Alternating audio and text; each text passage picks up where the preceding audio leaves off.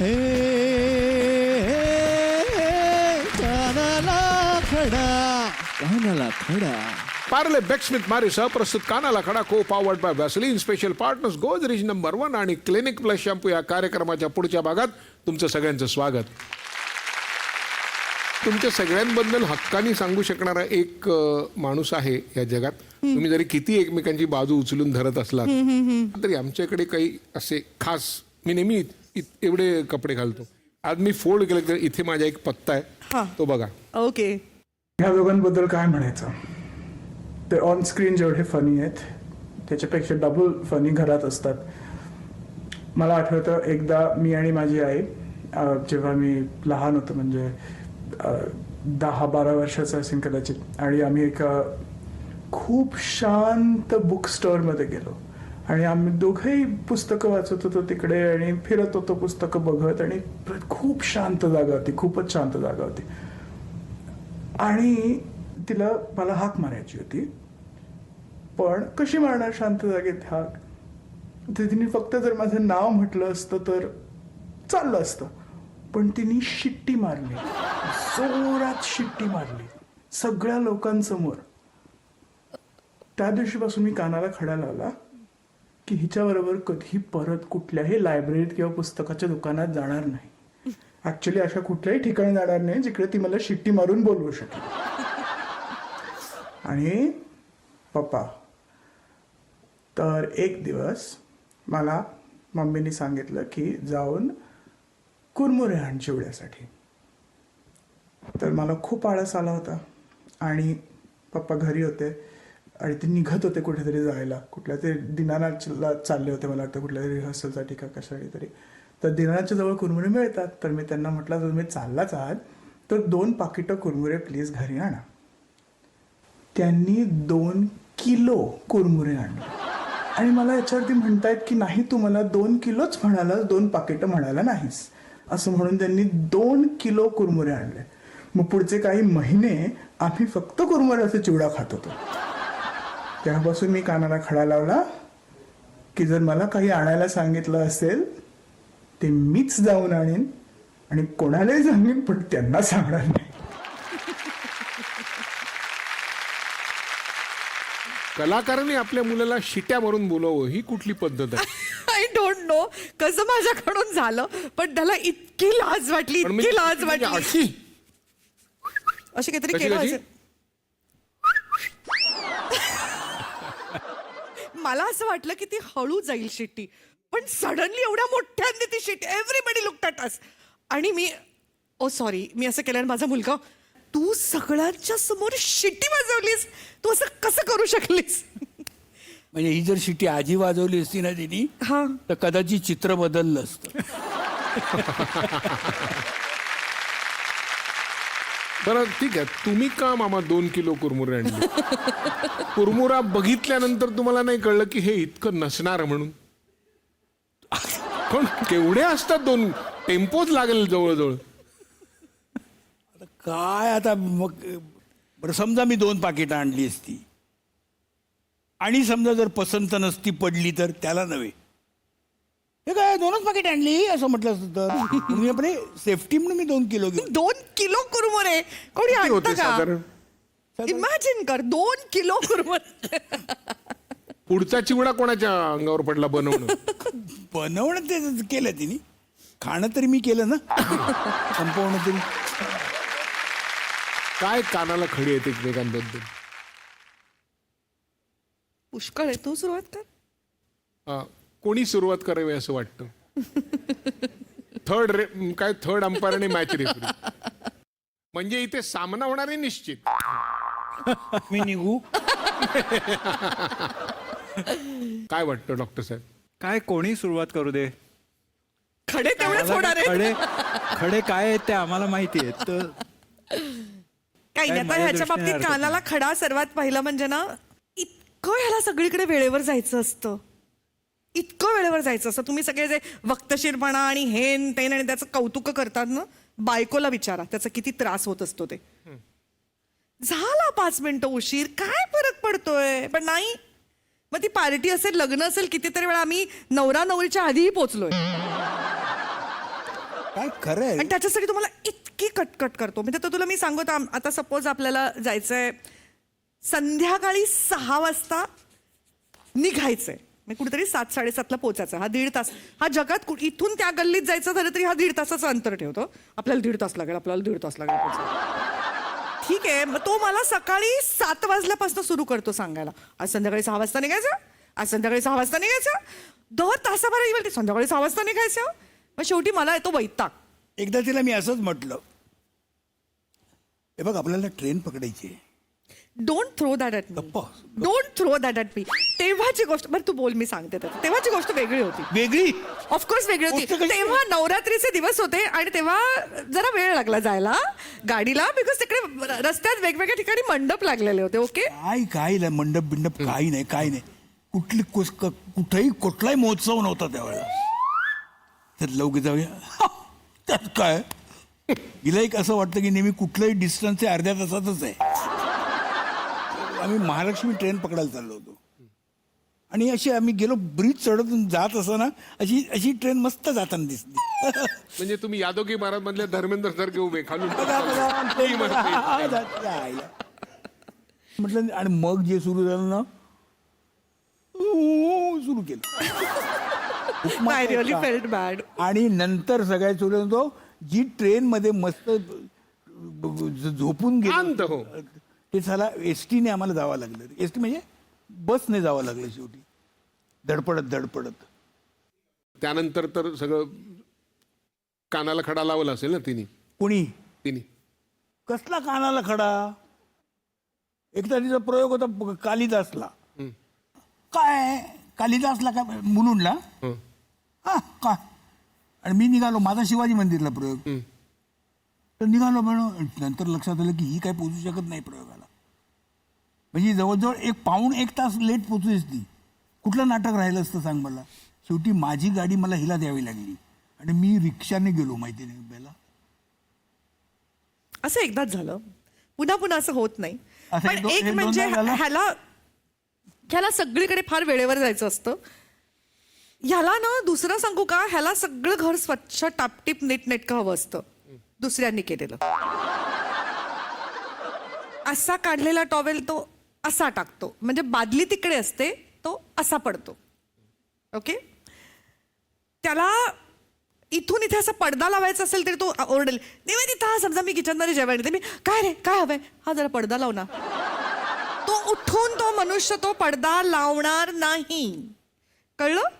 ते काय असतं खरं म्हणजे मला सांगायचं असतं वेगळंच, पण मी ते पडद्यावर घेतो असं होतं. त्याला अजिबात घरात काम करायला आवडत नाही. अजिबात म्हणजे अजिबात नाही. दुसरी गोष्ट, त्याला पटकन राग येतो. आणि म्हणजे आपण कसं सा रे ग म प द नि सा न, तव्यावरती चुर्र असं पाणी टाकल्यासारखं त्याला राग येतो. तो जातो लवकर, आय अग्री, पण त्याला तसा पटकन राग येतो. हे कानाला खडे नाही, ह्या माझ्या तक्रारी आहेत त्याच्याबद्दल, ज्याच्या मी आज जाहीरपणे बोलतीये. बर. मला वाटतं संजयजी तुमचे आभार मानतो. आम्हाला घरची रेप्लिका इथे तुम्ही दाखव.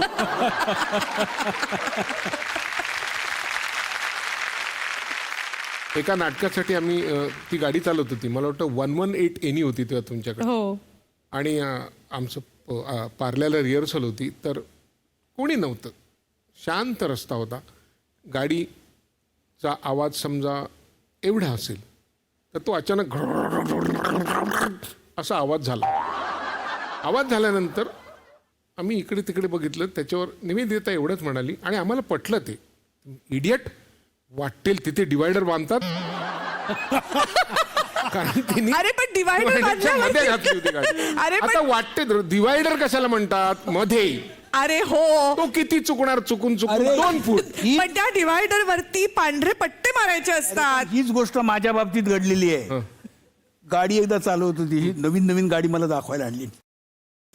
आईला म्हटलं, मी दात सगळे नख खाऊन झाली माझी तिचं चालवणं बघून. अशी गाडी चालली, तिने असं माझ्याकडे बघितलं. तुला काय वाटलं मला गाडी चालवता येत नाही?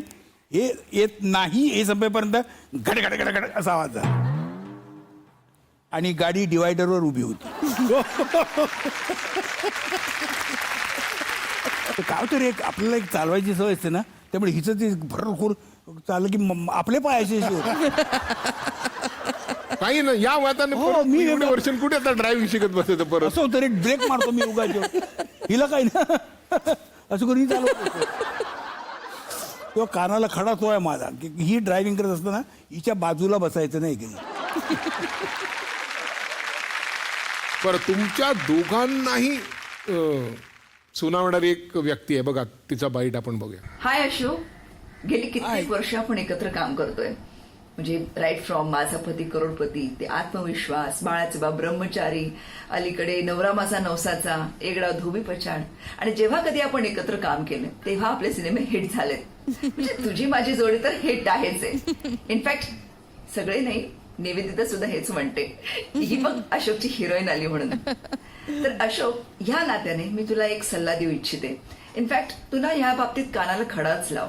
कारण हे बघ, तू अभिनयामध्ये, स्टोरीमध्ये, स्क्रीन प्लेमध्ये सगळ्यात हुशार माणूस आहेस.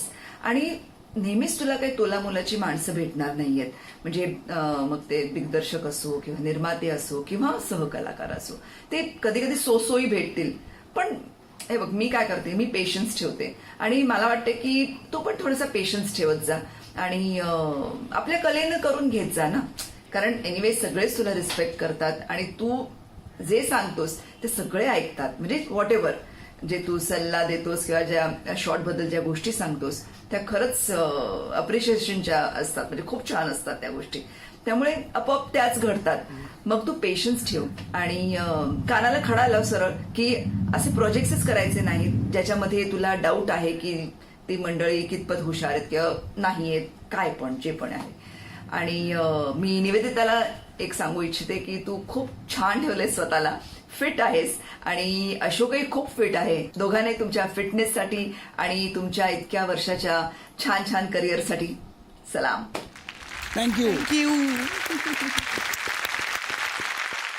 तू गेल्या वर्षी एक पराक्रम केलास. सर्वसाधारण माणसाचं मत असं असतं की असं नाही करू. म्हणजे काय आहे ना की इथून तिथे जायचं तर मी फार फार तर चालत जाईन किंवा टॅक्सीनी जाईन, धावीन कशाला मी. येस, मला खूप आवडतं मॅरेथॉन रन करायला. बेसिकली मला आय एम फिटनेस फ्रीक आणि मला नाही वर्कआउट केल्याशिवाय चैन पडत. मला खूप आवडतं एक्सरसाइज करायला आणि मला रन करायला खूप आवडतं. आणि त्याच्यासाठी माझे रनिंगचे गुरु आहेत सॅमसंग सिक्वेरा, ज्यांनी माझ्याकडनं करून घेतलं. म्हणजे त्यांच्यामुळे मी इवन कास पठारवरची जी इट्स अ व्हेरी स्टीप एवढी मोठी रन पण मी करू शकले, ते केवळ त्यांच्यामुळे करू शकले. म्हणजे आय एन्जॉय रनिंग. एक मला सांगायला आवडेल तो इन्सिडेंट की it was Vasai Virar marathon. आणखीन माझी पहिली 21K मी रन करत होते. 15 किलोमीटर पळल्यावरती मला असं वाटलं, मला ना इंटरनल ब्लिडिंग होत होतं ॲब्रेजननी. आणि मला असं वाटलं मी आता नाही पळू शकत, मी आता थकले, मला तिथे खूप क्रॅम्प्स येत होते. आणि तिकडे असे ना काही लोक असतात जे तुम्हाला बेस कॅम्पकडे घेऊन जातात. I so I am going to flag them and I am going to go to the base camp. आणि मी सहज असं समोर बघितलं, ते एक सरदारजी आहेत. ते अजूनही सगळी मॅरेथॉन पळतात. I think he is 82 years old and he is blind. आणि आजही तुम्ही बऱ्याच मॅरेथॉन्समध्ये बघाल, ते ऑलमोस्ट सगळ्या मॅरेथॉन्स ते पळतात. ते पळत होते आणि ज्या माणसात, बिकॉज त्यांना पळताना कोणाचा तरी आधार लागतो कारण ते ब्लाइंड आहेत म्हणून, ज्या माणसाचा आधार घेऊन ते पळत होते ना, त्या माणसाला एकच हात होता. सो आय सॉट हे दोघं जण जर 21 कंप्लीट करू शकतात तर मीही करू शकेन. आणि मी नुसतंच 21 कंप्लीट केले नाहीत, तर मी माझ्या एज ग्रुपमध्ये 50+ एज ग्रुपमध्ये I stood 3rd in that Vasai Virar marathon. And so असं तुम्हाला कोणी ना कोणी सतत इन्स्पायर करत असतं. सो ते एक फिनिशिंग लाईनकडे पोचल्यावरती येणारी एक जे सॅटिस्फॅक्शन आहे, जे running gives you. So I love running.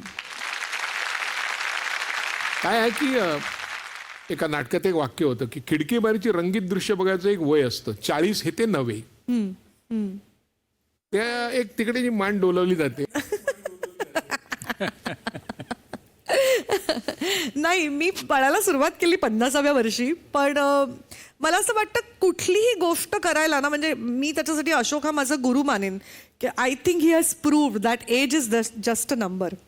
आज 71व्या वर्षी व्हॅक्यूम क्लिनरमध्ये तो ज्या एनर्जीनी काम करतोय आणि ज्या अमेझिंग इजनी काम करतोय ना, ते म्हणजे मी त्याची फॅन आहेच, जबरदस्त फॅन आहे, नुसती बायको नाही आहे, आणि ते वादात येते.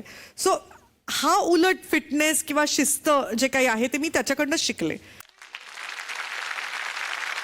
सो रनिंग, इनफॅक्ट मी तुला एक देईन पुस्तक रनिंग बद्दलचं, की रनिंग इज ते तू समथिंग. पुस्तक देशील हा. या भीतीने मी जर पळालो तर 21 किलोमीटर, अदरवाईज काय मला वाटत नाही. That's a good one. काय म्हणणं आहे या पळण्याबद्दल कोणाचं तुमचं? त्याच्या सांग की सांग सांग. काय- काय म्हणणं आहे तुझं, सांग. I don't mind. I don't mind म्हटलं तिने कसं केलं चेहरा बघ. तसं नाही नव्हे, तर काय असतं माहिती आहे, व्यायाम कुठेतरी काळजी वाटते की नाही? कुठेतरी नाही रे, एरवीच वाटते, सगळीच वाटते. आता काय आहे, कधी पळायचं, कधी सवय लावायची स्वतःला, हे एक ठरलेलं वय आहे. ते वय नसताना तुम्ही जर सतत पळत राहाल तर त्याला पळणं नाही म्हणत, त्याला स्वतःच्या शरीराचं नुकसान असं म्हणतात. आय डिफर विथ दिस, पण नाही, वी नाही, कॅन differ हॅव करू अनदर नको. Interview for that. कारण माझ्या मते तुम्ही आयुष्यात कुठल्याही वर्षी पळण्याची सवय लावू शकता. It depends upon your speed. कारण मी फास्ट रनर नाही आहे, मी एन्ड्युरन्स रनर आहे. त्या रनरमध्ये पण फरक आहेत. माझा my category is endurance. So you increase your endurance, not the speed. Speed running is yes, you can do it at younger age, पण endurance running you can do it at any age. And there is difference in that. Doctor परांजपेंना आपण विचारूया. इकडे आपल्याकडे एक surgeon आहेत, doctor आहेत. What do you think doctor? Endurance running at एक एनी मिनिट. एज. शिक्षण हां. आणि हिम्मत याची गल्लत करू. अजिबात नाही, अजिबात नाही. असं आहे की तिने उशिरा सुरू केलं running, agreed. It's all right as long as you can tolerate it.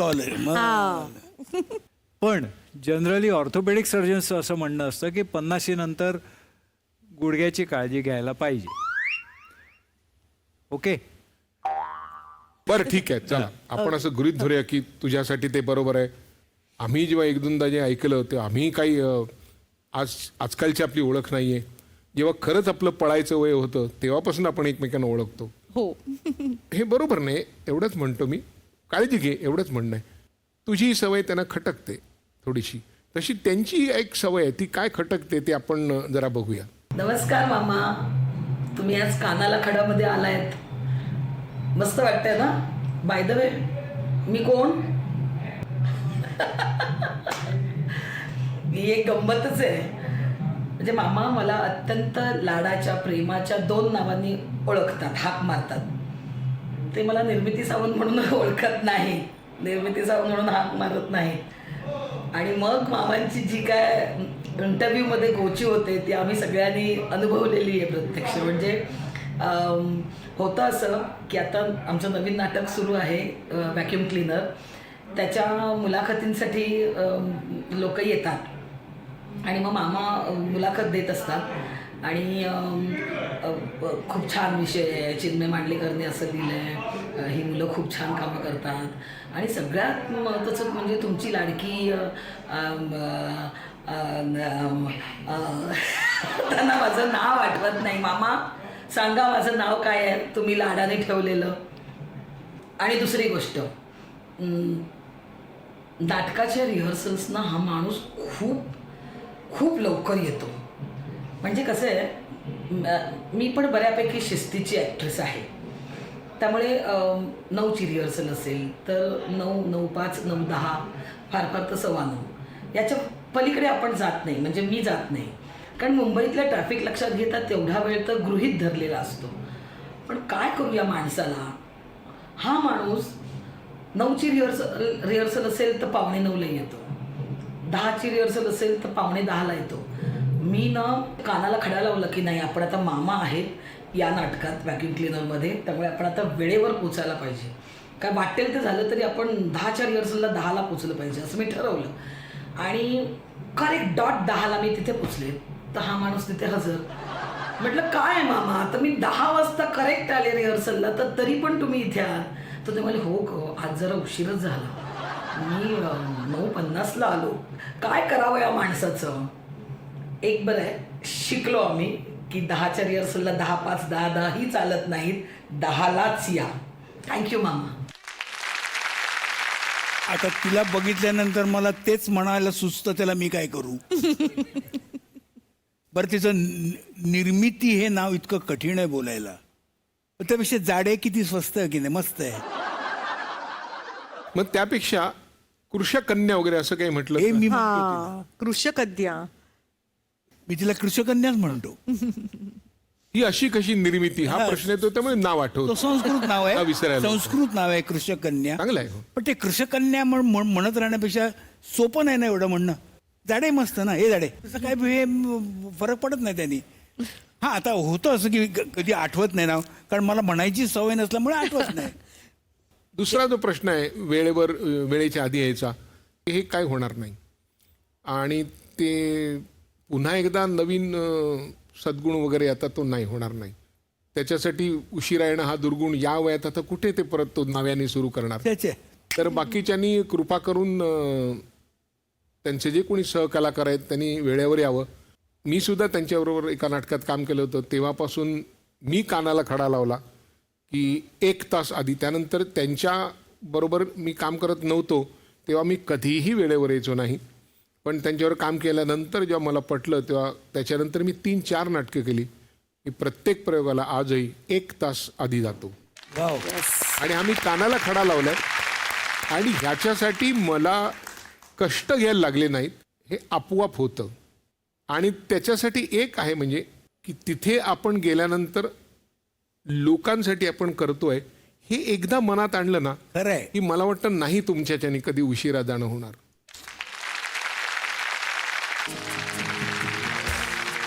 अजून एक कलाकार आहेत तुमच्यावर ज्यांनी काम केलंय, त्यांचा एक काही कानाला खडा आहे तो बघूया. अशोक सराफांची आणि माझी पहिली भेट मला आठवते. सुधीर भटांनी एक नाटक केलं होतं, झालं एकदाचं. आणि त्याच्यावरून संजय मोनेनी अजून एक नाटक केलं होतं, त्या नाटकामध्ये अशोक सराफ होते आणि विजय केंकरे त्या नाटकाचा दिग्दर्शक होता. आणि त्या नाटकाचा सेट आणि कॉस्ट्युम्स मी करत होतो. त्यानंतर आम्ही दुसरं एक नाटक केलं, त्याच्यामध्ये आम्ही दोघेजणं बरोबर होतो एकाच नाटकामध्ये. त्या नाटकाचा पहिला प्रयोग आम्ही अमेरिकेत केला, सियाटलला. त्याचं नाव होतं सारखं छातीत दुखतंय. लेखक संजय मोनेच होते, दिग्दर्शक परत विजय केंकरेच होते. परत सेट डिझायनिंग मीच केलं होतं. आणि माझ्या असं लक्षात आलं की कॉमेडी नाटक हे तो इतक्या सिरियसली करतो.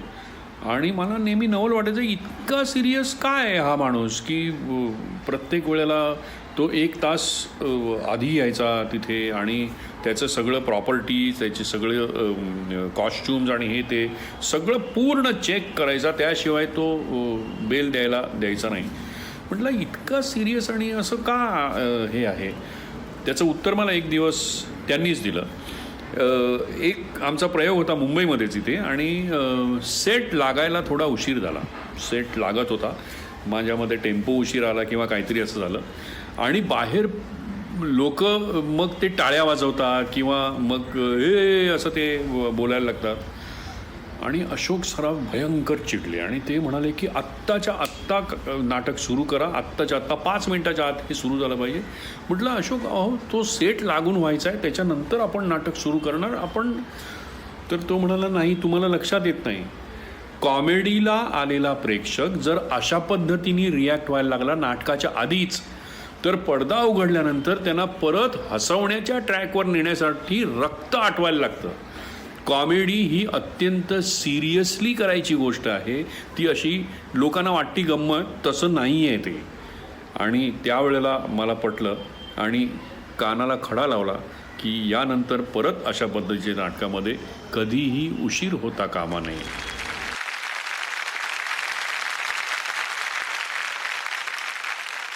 एक 2 छोटे प्रश्न आहेत.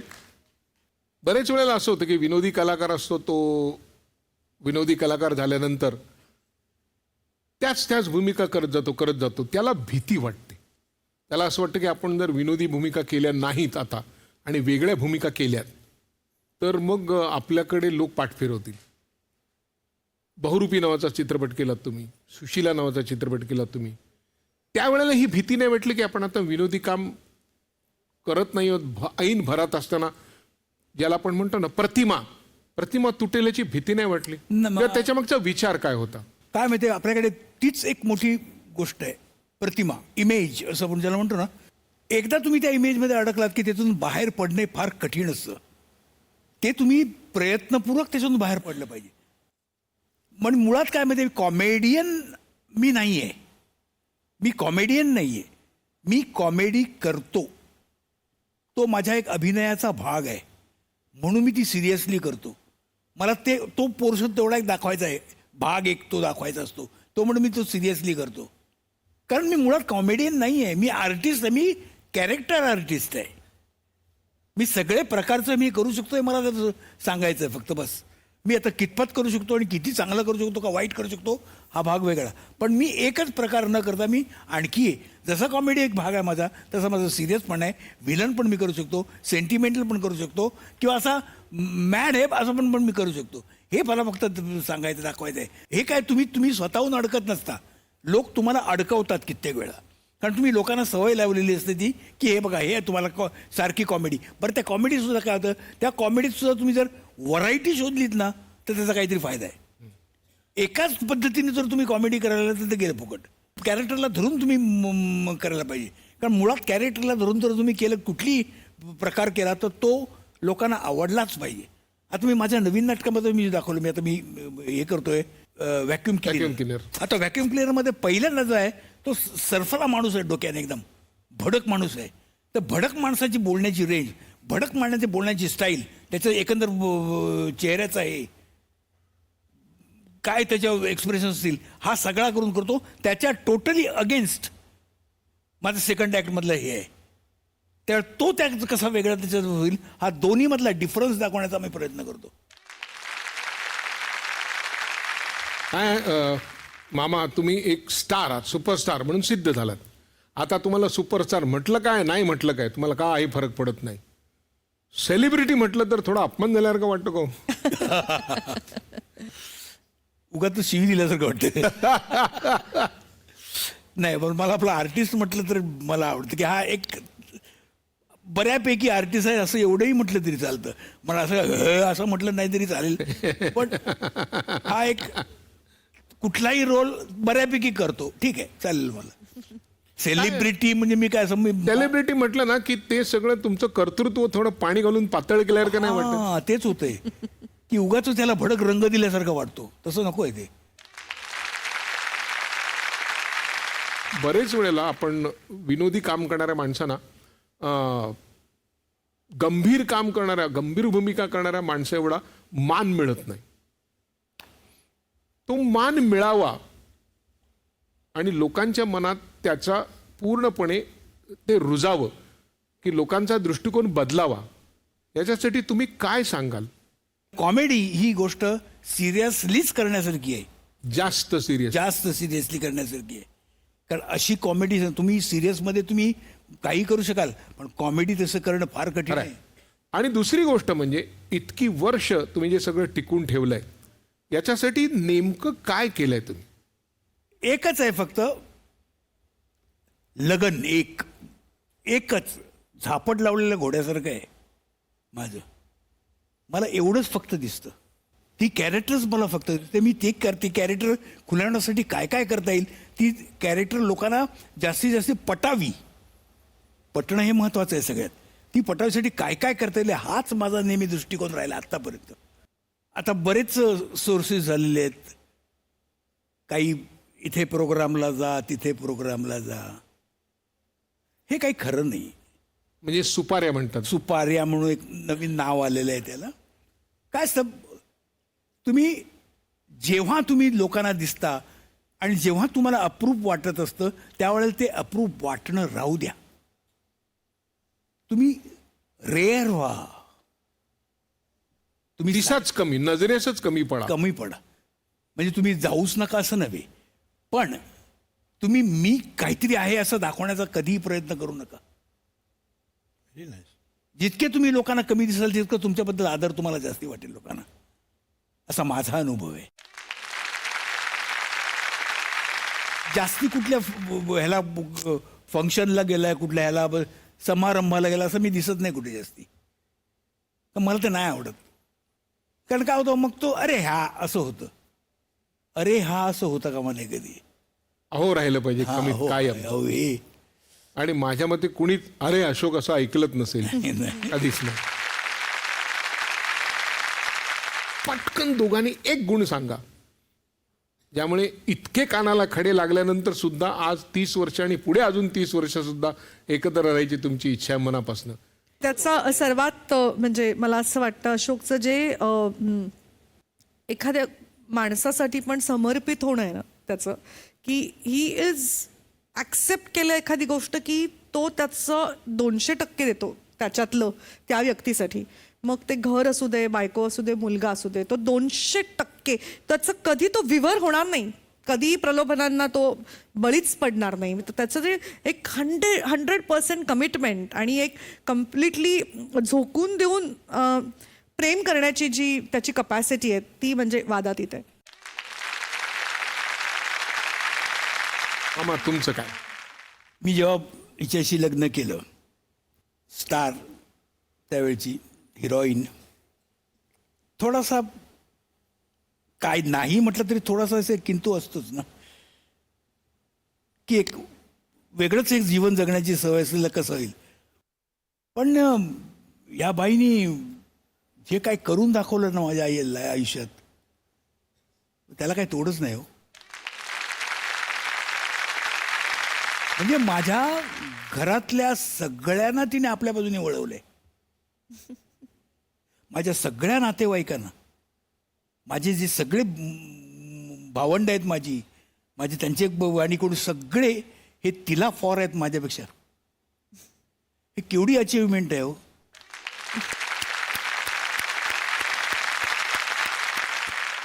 ते त्यांनी सगळ्यांना आपल्याशी करून घेतलेले आहेत. मला त्याचं अत्यंत समाधान आहे की मी काहीतरी एक राईट एक गोष्ट केली याचं मला समाधान वाटतं. त्यामुळे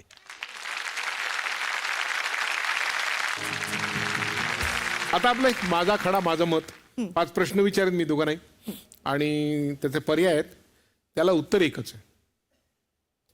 आवडता सिनेमा तू सुख करता की मामलापोरींचा? मामलापोरींचा. आवडतं नाटक वाडा की मग्न तळ्याकाठी? वाडा. आवडते अभिनेत्री किशोरी शाणे का प्रिया बेर्डे?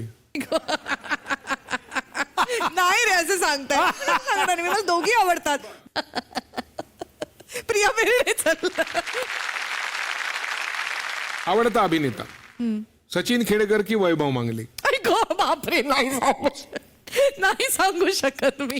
काय वाटलं त्यापेक्षा आधीच बरं होतं ना? आधीच बरं होतं. दोघंही रे, मी नाही या दोघांपैकी एक चूज करू शकत. Both of them. ठीक आहे, जाऊ दे, 1 मार्क कमी झाला.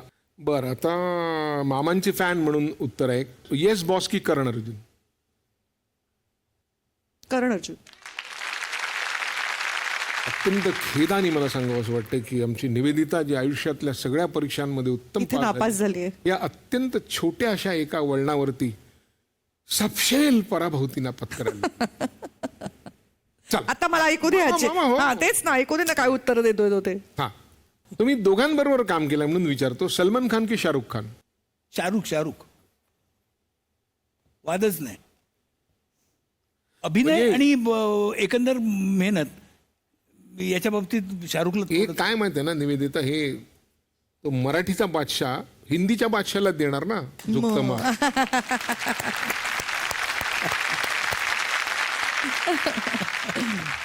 बरं, आवडता सिनेमा बनवा बनवी की आयत्या घरात घरोबा?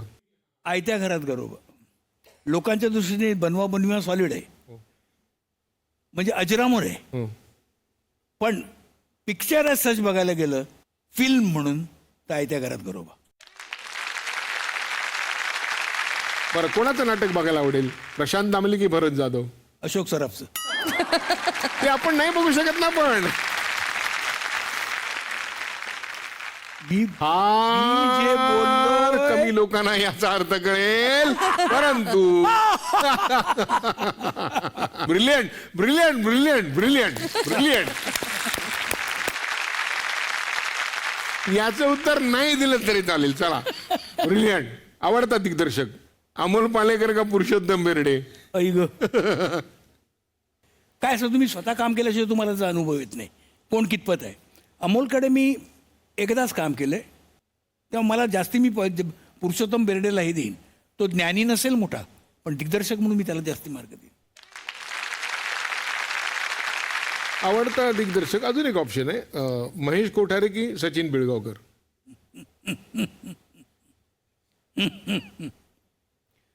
सचिन पिळगावकर. आवडता दिग्दर्शक फक्त माध्यम वेगळं आहे, मंगेश कदम का चिन्मय मांडलेकर? चिन्मय. आवडती नायिका वर्षा उसगावकर की किशोरी शाणे? आता तू माझी दांडी काढलीस बघ.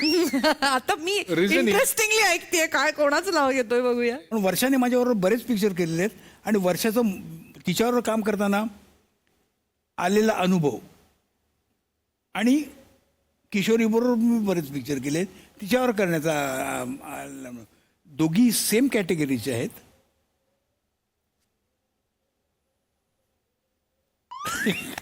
आता बघ बघ बघ मला तू सगळे प्रश्न असे विचारलेस.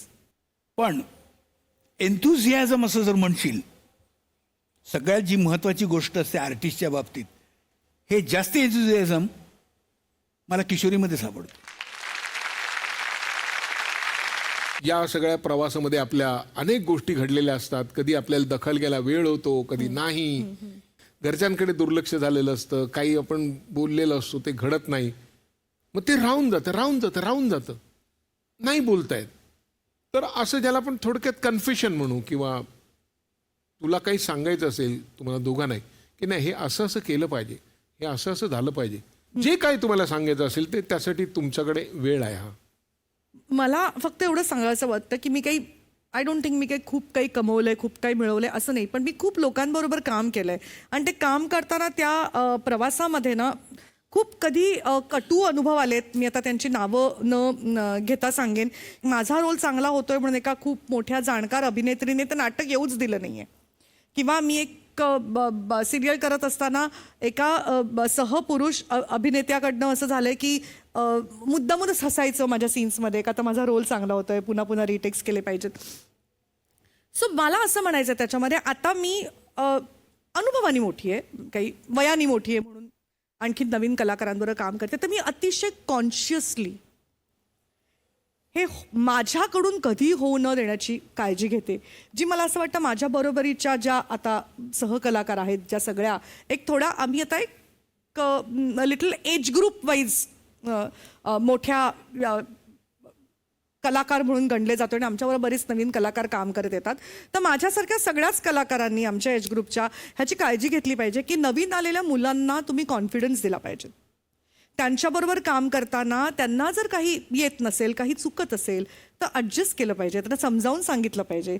समजा ते वेडेपणा करत असतील तर तिथल्या तिथे झापलं पाहिजे, खड्यांचा प्रवास थांबवला पाहिजे, ते पुढे जाता का तिथल्या तिथे झापलं पाहिजे की बाबा नाही, don't be on mobile, this is not right. तुम्ही जेव्हा सेटवरती येता तेव्हा तुमच्या निदान लाईन्स पाठ केलेला पाहिजे, तुम्ही सीन वाचलेला पाहिजे. तुम्ही जर स्वतः सिरियसली काम केलं तर तुमच्यावर बाकीचे लोकही तसेच येतील. त्याचबरोबर त्यांना प्रोत्साहन दिलं पाहिजे, त्यांचं कौतुक केलं पाहिजे. आणि येस, आपल्याबरोबर काम करत असताना समोरच्याचं सीन छान होत असेल तर it's fine, let it happen. Ultimately as Ashok sed, it is a overall impact. तर आता मला असं वाटतं जसं पेरेंट म्हणून आपण म्हणतो ना, आपल्या मुलांची जबाबदारी असते. So we are in the parent stage now. So त्याचबरोबर आलेल्या ह्या इवन नवीन दिग्दर्शक असतील त्यांनाही प्रोत्साहन दिलं पाहिजे. So you be very conscious. जे माझ्या बरोबर काही माझ्या सिनियर्सनी केलं, I see to it, I would never do that to my juniors. बादशाह. माझं एवढंच म्हणणं आहे, म्हणजे हे जे नवीन आता जे आलेले आहेत लोक, टॅलेंटेड लोक आहेत, ते बरंच काही करू शकतात, ते करतातही. कुठपर्यंत करायचं एवढं अजून त्यांना कळलेलं नाही आहे. ते त्यांनी एकदा सेट करून घ्यायला पाहिजे. पण त्यांनी एक लक्षात ठेवायला पाहिजे की कुठलाही रोल हा वाईट नसतो. तुम्ही तो कसा करता हे त्याच्यावर अवलंबून असतं. तर तुम्ही हा रोल माझा लहान आहे, हा माझा रोल मोठा आहे, किंवा हा काय बरोबर नाही आहे, हा रोल असं करू नका. तो तुम्ही कसा सादर करता, तो तुम्ही लोकांना कसा आवडू शकाल, हा प्रयत्न करा. आर्टिस्ट म्हणून शेवटी तेच एक तुमचं काम राहतं की तुम्ही लोकांपर्यंत कसं पोचवाल ते. मग तो कसाही असो रोल. अगदीच फालतू रोल तर घेऊ नका, म्हणजे काहीच नसेल करण्यासाठी. पण जेव्हा एकदा घेतलात तर तो तुम्ही कसा सादर कराल हेच नेहमी महत्त्वाचं राहतं. कारण शेवटी त्यात तुमचंच कर्तृत्व दिसणार आहे आणि तुम्हीच दिसणार आहात. तुम्ही आज इथे आलात आणि या कार्यक्रमात आपली मतं मांडलीत, कानाचे खडे फोडलेत, त्याबद्दल झी मराठीतर्फे तुम्हाला एक छोटीशी आठवण आणि भेट.